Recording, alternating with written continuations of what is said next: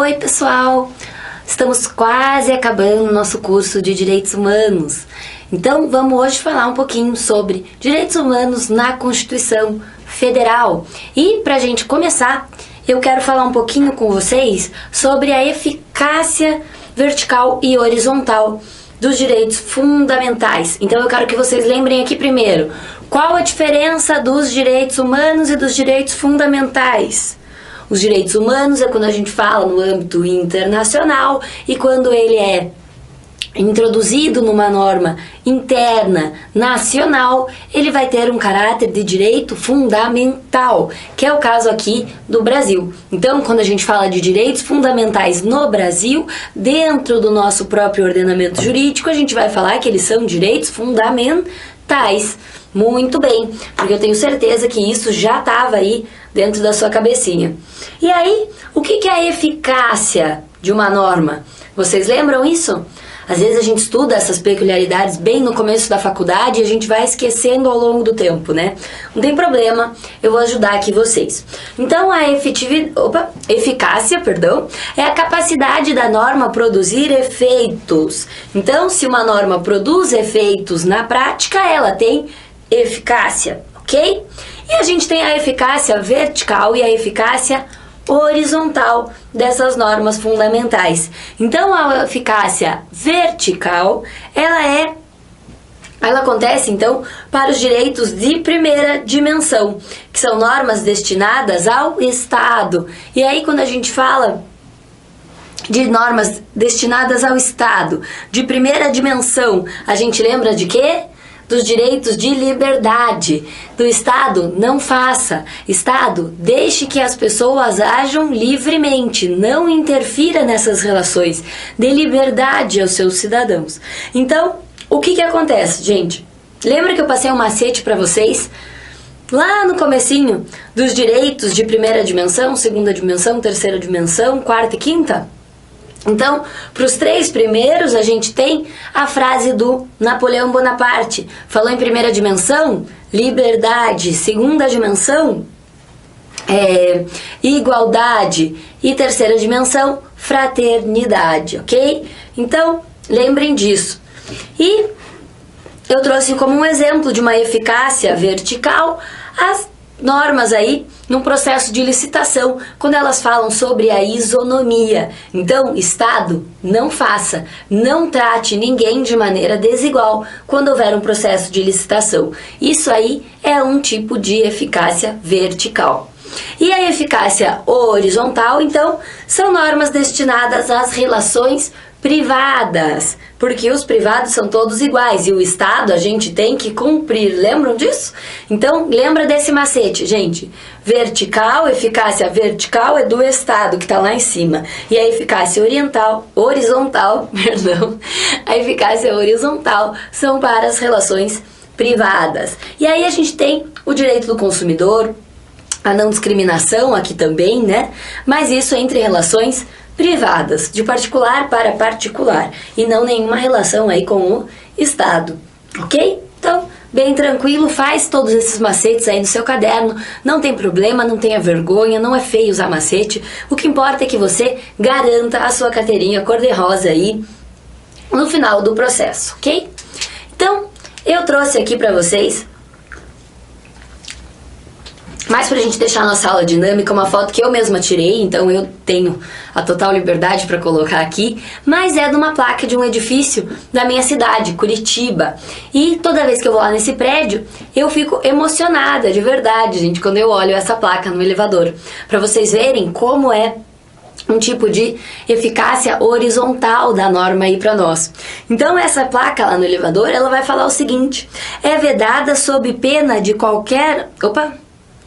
Eu tô lendo a frase já tirando um pedaço, porque é muita emoção no meu coração. Então vamos voltar aqui, ó. É vedada, sob pena de multa, qualquer forma de discriminação em virtude de raça, sexo, cor, origem, condição social, idade, parte ou presença de deficiência e doença não contagiosa por contato social, no acesso dos elevadores desse edifício. E aí tem a lei municipal ali. Então, gente, olha como isso acontece. É proibido qualquer tipo de discriminação para os usos dos elevadores desse prédio. Ele está garantindo os direitos fundamentais entre as relações entre particulares, são as pessoas que usam aquele prédio no dia a dia. Então, é um prédio comercial, né, gente? A gente sabe que vai muita gente lá e para não acontecer daquela história de você tem que entrar pelos fundos, você tem que entrar pelo elevador de serviço, ou não, você não pode ir no elevador de serviço, acabou com essa história, essa placa do elevador. Todo mundo é igual, todos nós não precisamos ser e não podemos ser discriminados de qualquer forma, ok? Então, vamos aí falar um pouquinho de teoria da efetividade dos direitos humanos. Então, a proibição ao retrocesso é a primeira parte aqui para a gente fazer a norma ser eficaz, efetiva, né? Então, a proibição ao retrocesso, ela vai dizer o que para nós? Tudo aquilo que foi conquistado, todos aqueles direitos humanos que viraram aqui fundamentais dentro do nosso ordenamento jurídico, que foi uma conquista do povo ao longo dos anos, eles não podem voltar atrás daquilo. Aquilo que já foi conquistado não pode ser destruído, ninguém pode desconsiderar, eles têm que valer, têm que ter efetividade na vida prática. Então, por exemplo, aqui para nós, dentro do nosso ordenamento jurídico, quando a gente fala de direito fundamental, a gente fala de cláusulas pétreas. Então, as cláusulas pétreas, elas não podem ser desconsideradas. Não pode haver uma lei que venha revogar as cláusulas pétreas, revogar esses direitos fundamentais das pessoas, né? Por mais diferente que seja a situação que a gente esteja vivendo aqui, por causa de guerra, por causa de ditadura, enfim, nada pode mudar as cláusulas pétreas, que são os nossos direitos fundamentais, uma conquista aqui para nós. E também tem a reserva do possível e o mínimo existencial, gente, pra gente falar aqui dentro dessa teoria da efetividade dos direitos fundamentais. E aí, quando a gente fala de reserva do possível e mínimo existencial, tem gente que fica em pânico. Por quê? Porque são duas coisas muito discutidas aí no âmbito judicial, principalmente, né, naquelas demandas de medicamento para o Estado, por exemplo, quando a pessoa precisa de um medicamento muito custoso e o Estado se nega a fornecer porque diz que não tem dinheiro, que não pode pagar porque é muito custoso, que se tivesse que pagar para todo mundo acabaria a verba do governo e por aí vai. Então, a gente sabe que isso para vocês, a gente vê até no jornal, né? A gente vê todo mundo falando sobre isso. E não é só uma discussão jurídica aí, mas também é uma discussão acadêmica sobre isso. Existem pessoas que escrevem sobre isso pelos os mais diversos motivos. Então, não vamos aprofundar esse tema, a gente tem que pensar na prova da ordem. Então, a gente pensa de uma maneira mais superficial. Não precisa se desesperar quando a gente falar desse tema. Eu quero que você lembre só daquilo que a gente vê no jornal, dessa parte de rejeição aí, no caso de um pedido de medicamento muito custoso para uma pessoa fazendo um tratamento de câncer, por exemplo, tá? Que isso vai lembrar você o que é a reserva do possível e o mínimo existencial. Não pode confundir os dois e também, eu acho que não tem como, às vezes é porque a gente fica nervoso que a gente acaba confundindo, mas se a gente fizer um raciocínio lógico, não vai errar no dia da prova. Vamos comigo aqui. Então, a reserva do possível. Gente, o que é possível? Se a gente pensar lá no caso dos medicamentos, o governo tem um limite de dinheiro para gastar com saúde. Ele tem que fazer aquilo para a população inteira, certo? E aí vem uma pessoa que pede, vamos dizer, metade do orçamento só para comprar remédios para ela mesma durante aquele ano, porque ela tem uma doença que vai gerar aí um risco de vida para ela. Então, vamos pensar aqui, o governo ele tem uma reserva que vai fazer aquilo possível. Então, é a reserva do possível, é o limite de orçamento que o Estado tem para aquela determinada ocasião, para aquela determinada situação. Pode ser saúde, pode ser educação, enfim, das mais diversas coisas que você conseguir pensar aí na sua cabeça. Então, a reserva do possível vai ser isso, um limite de orçamento que o governo tem para gastar. Mas, ao mesmo tempo, o governo, ele tem que garantir os direitos fundamentais das pessoas para todo mundo, porque esses direitos não podem ser retroagidos, eles não podem ser desconsiderados, ignorados. Então a gente tem o mínimo existencial, que cada pessoa precisa ter um mínimo para sobreviver com dignidade. E isso quem precisa ajudar a pessoa a ter é o Estado, se ela não conseguir fazer pelos próprios meios. Por exemplo, nesse caso aí da doença, né? Que a gente tem uma doença, um câncer, uma doença que é muito custosa e a gente precisa de um medicamento. Se eu tenho uma condição financeira maravilhosa e conseguir comprar esse medicamento, ok, muito bom, eu vou conseguir manter ali a minha condição de vida com dignidade. Mas se eu não tenho, o Estado é obrigado a me fornecer, porque a dignidade é um princípio constitucional. Então, além, né, da dignidade, a gente tem que pensar que o direito à vida, aí é uma parte dos direitos fundamentais, que é uma obrigação do Estado cumprir, que é uma obrigação do Estado tornar efetivo na minha vida prática. Então, esse direito tem que ser eficaz. E aí vem o mínimo existencial. O Estado tem que assegurar o mínimo para que a população toda viva com dignidade. E aí entra toda essa discussão, porque obviamente que se a gente tivesse um dinheiro grande, a gente conseguiria fazer com que todas as pessoas vivessem de uma forma muito melhor, para poder pagar tratamento para todo mundo que precisa, para investir em todas as áreas aí que a gente vai ver daqui a pouco, que tratam aí dos direitos, né, fundamentais, tanto de direito social, enfim. Então, pensa que beleza que seria se o nosso dinheiro fosse ilimitado. Mas o dinheiro não é. O dinheiro não é ilimitado. Então, a gente, às vezes, por falta de verba, não consegue garantir nem o mínimo para as pessoas. Por isso que existe essa discussão enorme entre a reserva do possível e o mínimo existencial. Porque eles, às vezes, se confrontam. Então, ao mesmo tempo que o Estado é obrigado a garantir o mínimo, ele não tem dinheiro. E aí, como é que faz?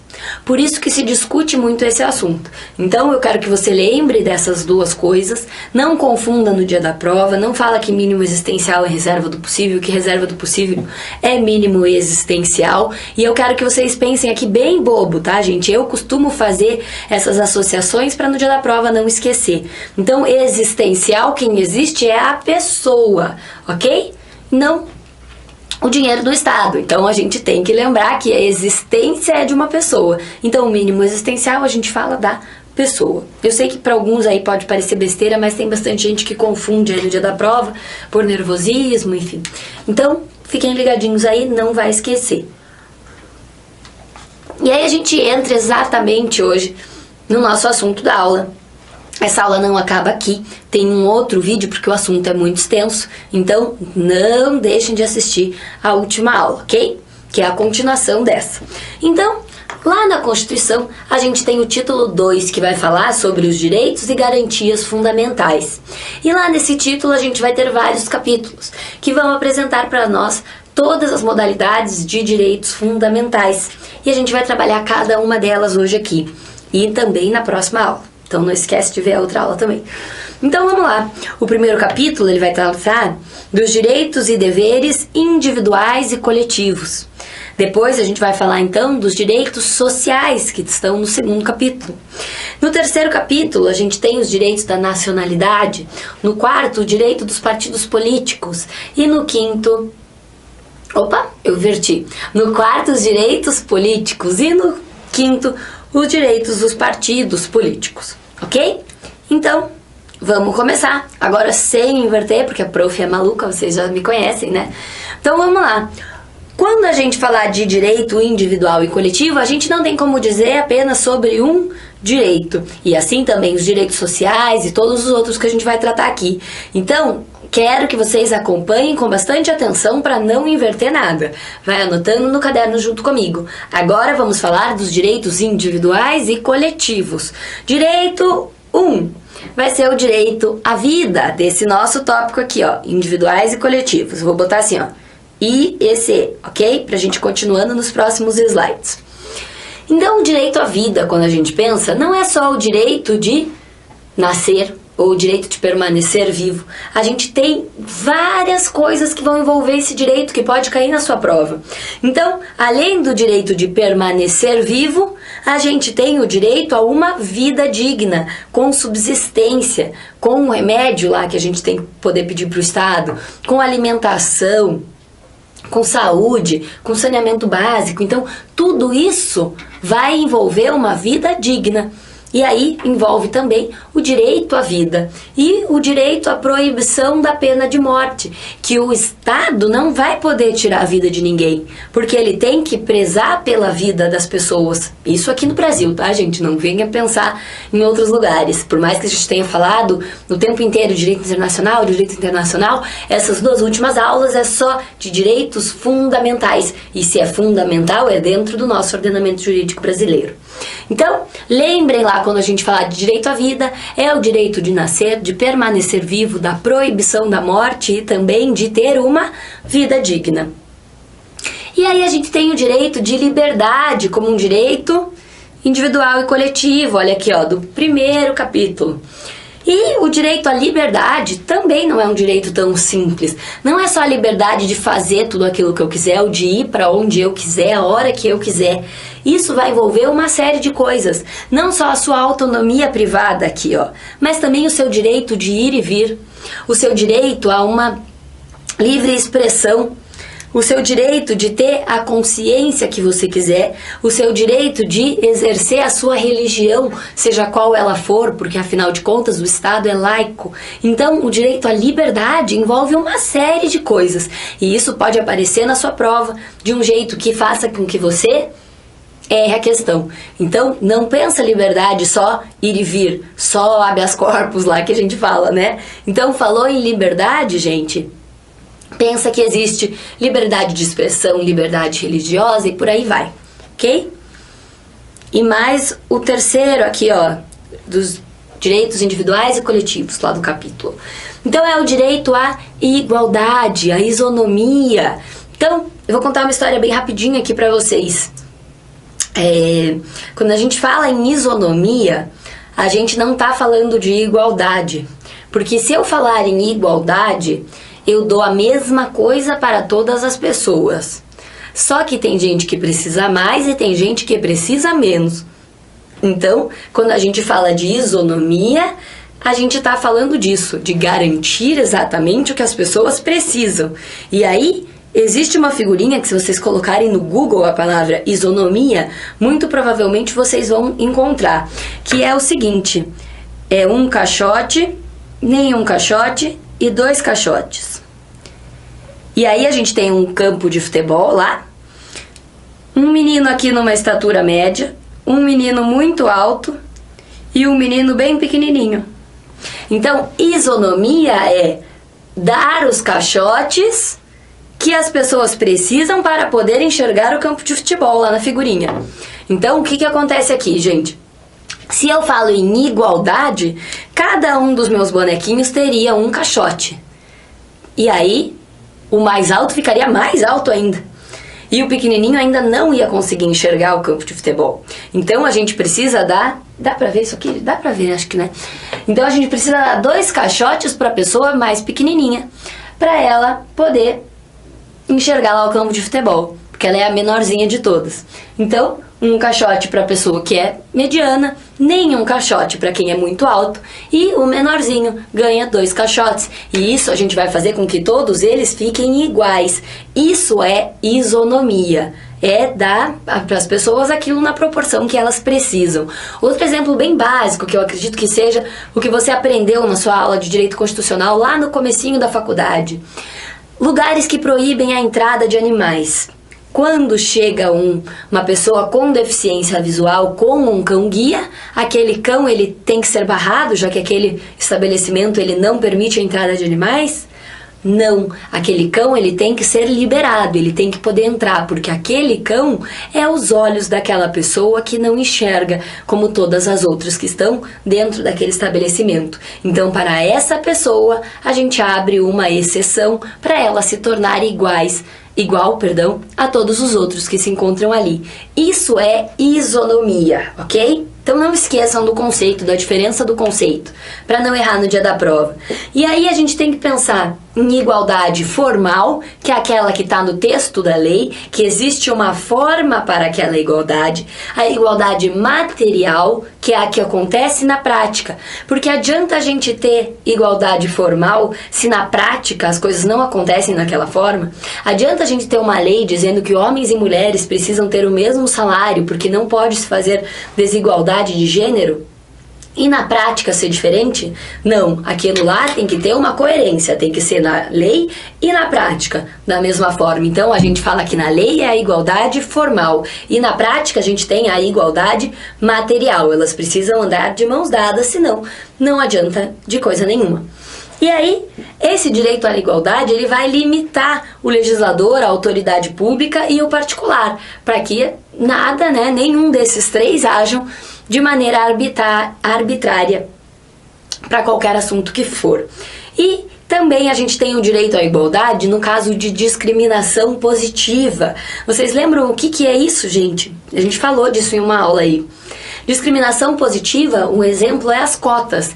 A gente discrimina uma parte da população, a população afrodescendente, indígena, etc., para que eles tenham os mesmos direitos das outras pessoas. Eu não sei se você é a favor, se você é contra o sistema de cotas, e também isso não me interessa aqui na aula de hoje. O que interessa é que você lembre que isso é um tipo de discriminação positiva para sua prova da OAB, ok? E aí, ainda falando de direitos individuais e coletivos do primeiro capítulo, a gente tem o direito à segurança, que é sentir-se seguro enquanto há manutenção da ordem, da vida e do patrimônio. Então, tanto, para caso ali, no seu dia a dia, tanto se é da proteção da sua casa, do seu carro, da ordem na nação, tudo isso é uma responsabilidade que o governo tem para você como um direito fundamental. Nada pode derrubar isso.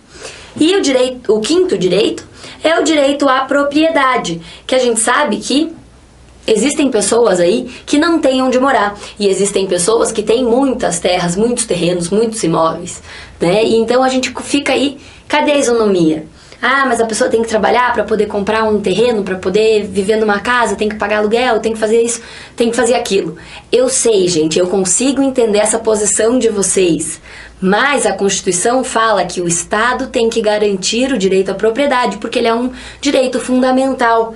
Então, toda propriedade tem que cumprir uma função social, ou seja, tem que prevalecer o interesse público. Adianta uma pessoa ser dona de um município inteiro e nunca pisar lá, nunca fazer uma manutenção naquelas terras, nunca fazer nada e ter um monte de gente morando na rua, sendo que precisava morar ali?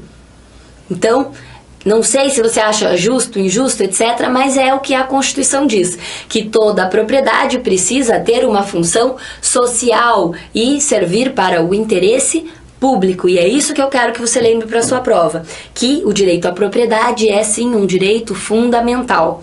O Estado tem que ajudar as pessoas a conquistar esse direito à propriedade aí. E a propriedade também pode ser uma propriedade autoral, intelectual. Então, da mesma forma que o princípio da vida, o direito à vida, o direito à liberdade, eles são direitos que vão além daquilo que a gente pensa de cara.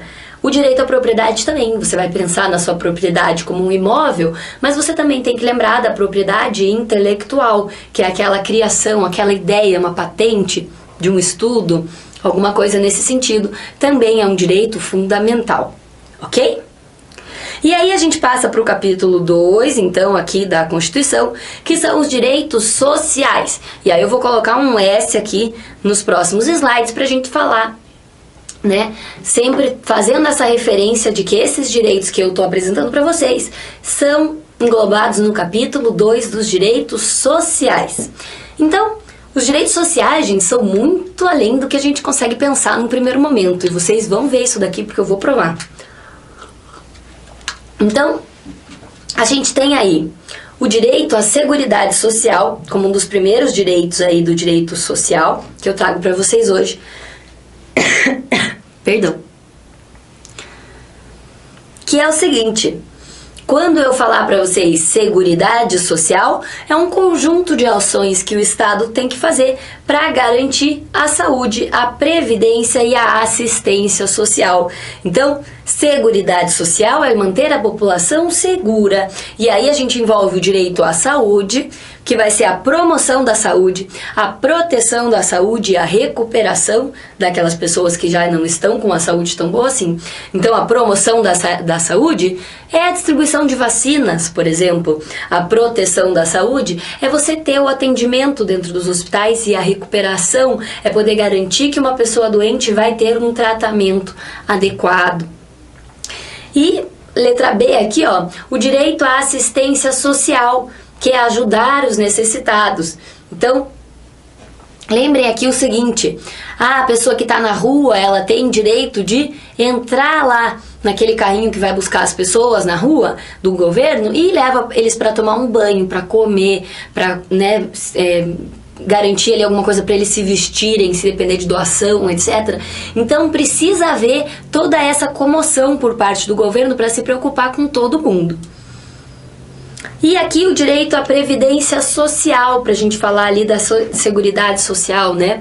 A previdência social, eu quero que você lembre lá exatamente disso, do direito previdenciário que você teve lá na faculdade, que pretende assegurar, então, meios indispensáveis para a sua subsistência. E quando a gente fala de previdência, a gente lembra de aposentadoria, mas também pode ser auxílio-doença, pode ser várias coisas. Então, a aposentadoria, por exemplo, ela vai depender se a pessoa é incapaz ou não.